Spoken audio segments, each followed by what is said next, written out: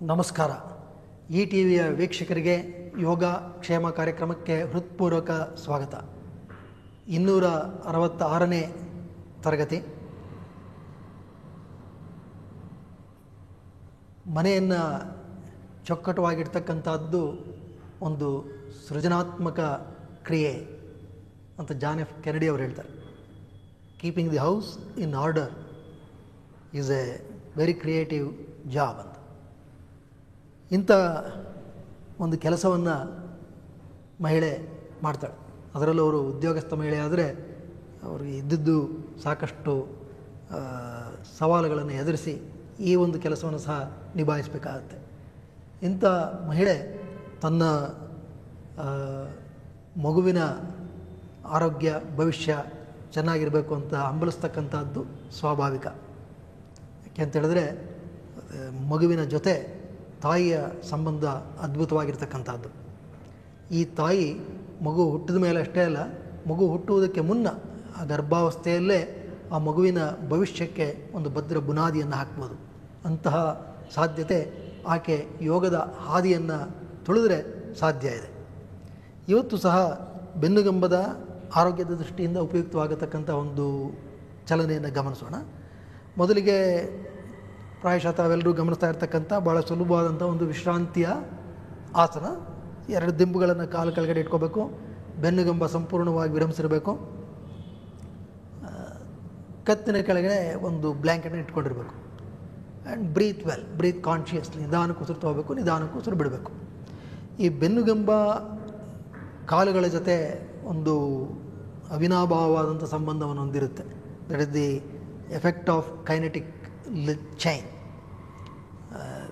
ತನ್ಮೂಲಕ ಕಾಲುವಿನಲ್ಲಿರ್ತಕ್ಕಂತಹ ಸ್ನಾಯುಗಳು, ವಿಶೇಷವಾಗಿ ತೊಡೆಯ ಹಿಂಬದಿಯ ಸ್ನಾಯು ಮತ್ತು ಕಣಕಾಲಿನ ಸ್ನಾಯು, the hamstring muscles and the gastrocnemius muscle, ಇದು ಸಹ ಸಾಕಷ್ಟು ಒಂದು ಒತ್ತಡಕ್ಕೆ ಒಳಗಾಗ್ತಕ್ಕಂಥದ್ದು ಸ್ವಾಭಾವಿಕ.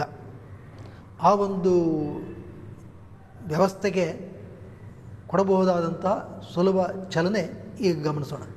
ಈಗ ನಿಧಾನವಾಗಿ ಬಲಗಾಲನ್ನು ನೇರ ಮಾಡಿ, ಸ್ಟ್ರೆಚ್ ದಿ ಹೀಲ್, ಅಷ್ಟೇ. ಪುಲ್ ದಿ ನೀ ಕ್ಯಾಪ್, ಕಾಲು ನೇರ. ಇದು ಮಂಡಿಯನ್ನು ದಿಂಬಿಂದ ಮೇಲಕ್ಕೆ ಎತ್ತೋದು ಬೇಡ.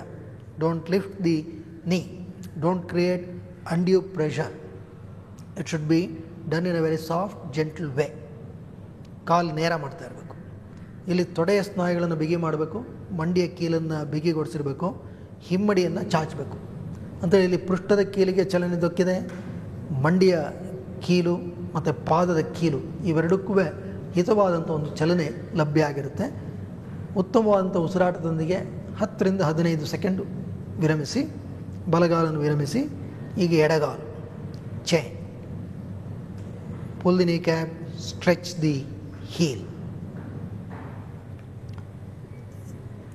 ಈ ಒಂದು ಚಾಚುವಿಕೆ, ನಾವು ಕಾಲು ಬೆರಳುಗಳನ್ನು ಮಂಡಿ ಕಡೆಗೆ ಚಾಚಿದ್ರೆ ಇಲ್ಲಿರ್ತಕ್ಕಂತಹ ಈ ಆ್ಯಚಿಲಿಸ್ ಟೆಂಡಾನ್, ಪಾದದ ಒಂದು ಭಾಳ ಬಲಿಷ್ಠವಾಗಿರ್ತಕ್ಕಂತಹ ಸ್ನಾಯುಪಟ್ಟಿ, ಅದು ಚಾಚುತ್ತೆ.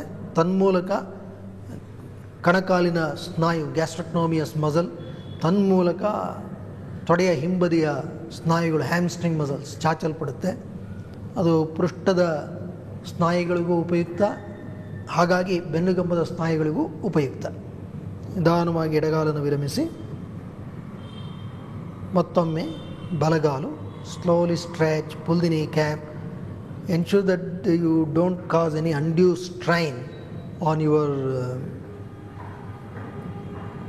Abdominal region. ಇದು ಭಾಳ ಮುಖ್ಯ. ಕಾಲನ್ನು ತುಂಬ ಮೇಲಕ್ಕೆ ಎತ್ತೋದು ಅನಗತ್ಯವಾದಂಥ ಒತ್ತಡವನ್ನು ಉಂಟು ಮಾಡಿಕೊಳ್ತಕ್ಕಂಥದ್ದು.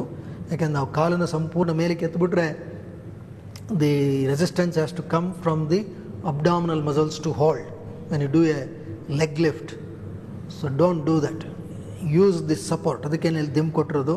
ದಿಂಬಿಂದ ಮೇಲಕ್ಕೆ ಎತ್ತಲೇಬಾರ್ದು ಯಾವುದೇ ಕಾರಣಕ್ಕೂ. ದಿಂಬಿನ ಆಸರೆಯನ್ನು ದಿಂಬಿಗೆ ಆನಿಸಿಕೊಂಡು ಕಾಲನ್ನು ನೇರ ಮಾಡಬೇಕು.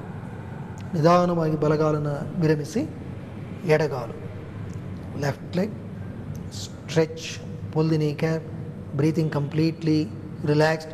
ಈ ಥರದ ಚಲನೆಗಳನ್ನು ಸುಮಾರು 3-4 ಬಾರಿ ಪುನರಾವರ್ತಿಸ್ತಕ್ಕಂಥದ್ದು ಬಹಳ ಉಪಯುಕ್ತ.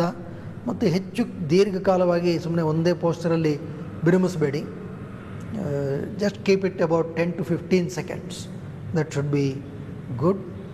ಮತ್ತು ಎಡಗಾಲನ್ನು ವಿರಮಿಸಿ ಮತ್ತೊಮ್ಮೆ ಬಲಗಾಲು. ಇದು ಗರ್ಭಿಣಿಯರಲ್ಲಿ ಅನೇಕ ವೇಳೆ ಕಾಲಿನ ಸ್ನಾಯುಗಳು, ವಿಶೇಷವಾಗಿ ಪಾದದ ಭಾಗ ಒಂದು ಸ್ವೆಲ್ಲಿಂಗ್, ಊದ್ಕೊಳ್ತಕ್ಕಂಥದ್ದು ಇರುತ್ತೆ.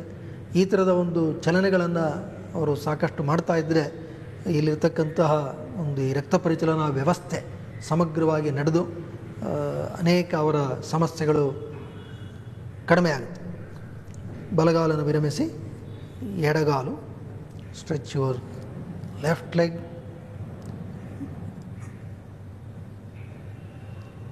ಮತ್ತು ಎಡಗಾಲನ್ನು ವಿರಮಿಸಿ